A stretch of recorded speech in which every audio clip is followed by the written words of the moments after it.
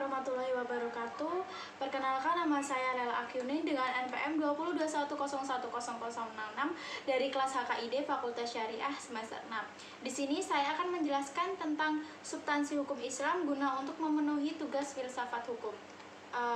Baiklah, di sini saya akan memulai menjelaskan. Yang pertama itu ada makna hakikat sesuatu menurut filsafat, yaitu definisi hakiki atau esensial adalah pernyataan hakikat sesuatu yang yaitu suatu pengertian yang abstrak, hanya mengandung unsur-unsur pokok yang diperlukan untuk memahami suatu golongan tertentu dan untuk membedakannya dari golongan-golongan lain, sehingga sifat-sifat golongan tersebut tidak termasuk dalam hakikat sesuatu itu. Kemudian definisi yang disebut dalam ilmu mantik atau logika sebagai jami yang memuat dan manik menolak adalah definisi yang paling penting dalam ilmu pengetahuan dan filsafat. Yang selanjutnya itu ada pengertian filsafat hukum Islam, yaitu filsafat hukum Islam terdiri dari 3 kata, yaitu filsafat, hukum, dan Islam. Filsafat hukum adalah pengetahuan tentang pemikiran yang mendalam, kemudian sistematis, logis, dan radikal tentang berbagai aturan yang berlaku dalam kehidupan manusia, baik aturan bermasyarakat maupun aturan bernegara.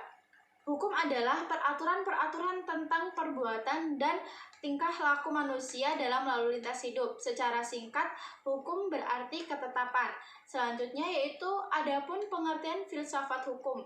Filsafat hukum Islam adalah kajian filosofis tentang hakikat hukum Islam, sumber asal-muasal hukum Islam, dan prinsip penetapannya, serta manfaat hukum Islam bagi kehidupan bermasyarakat yang melaksanakannya. Dengan demikian, yang dimaksud dengan filsafat hukum Islam adalah setiap kaidah asas, aturan-aturan pengendalian masyarakat pemeluk agama Islam. Kaidah-kaidah itu dapat berupa Al-Quran, hadis, pendapat sahabat dan tabi'in, ijma' ulama, dan fatwa lembaga keagamaan. Filsafat hukum Islam diartikan pula dengan istilah hikmah at-tasyrik. Kemudian ada faktor yang menjadi ciri filsafat hukum Islam.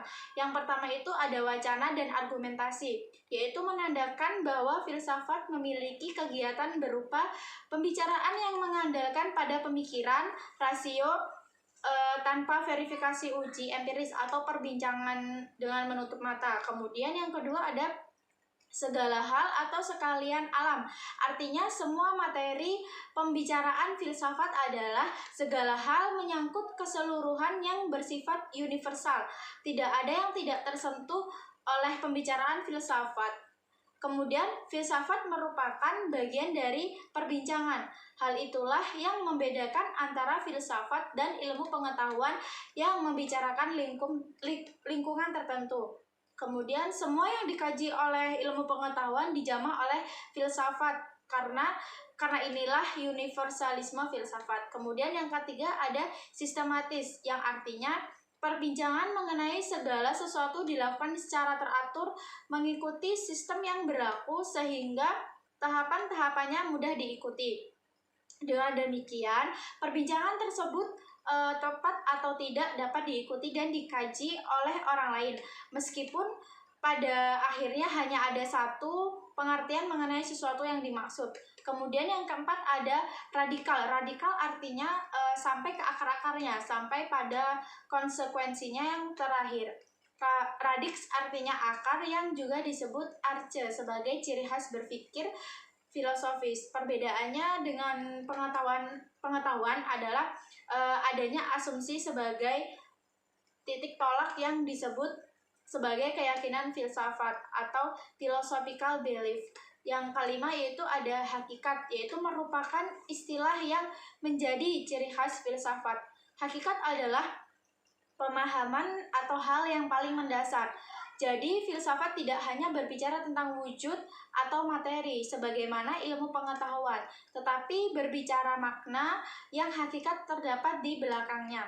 Kemudian, berdasarkan 5 ciri berpikir filosofis tersebut, dapat diambil pemahaman bahwa filsafat merupakan kebebasan berpikir manusia terhadap segala sesuatu tanpa batas, dengan mengacu pada hukum keraguan atas segala hal, bahwa sekalian alam dan segala hal dapat dilihat dari berbagai hal sudut melalui kontemplasi pemikiran yang sistematis, logis, dan radikal.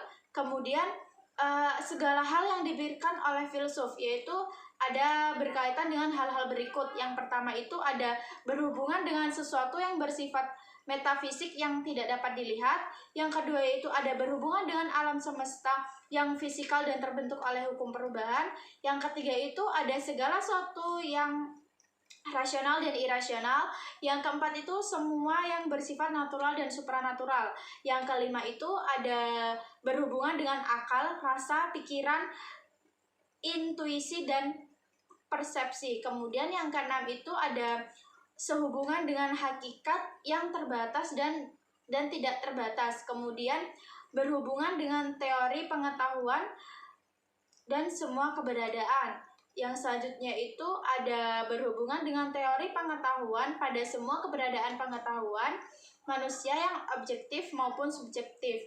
Kemudian ada berhubungan dengan fungsi dan manfaat segala sesuatu yang didambakan manusia atau dihindarinya. Kemudian yang terakhir ada berhubungan dengan kebenaran spekulatif yang bersifat rasional tanpa batas, sehingga berlaku pemahaman dialektif terhadap berbagai penemuan hasil pemikiran manusia. Tesis yang menghasilkan antitesis dan terciptanya sintesis. Itu saja yang dapat saya sampaikan. Apabila ada kesalahan, saya mohon maaf. Saya akhiri. Wassalamualaikum warahmatullahi wabarakatuh.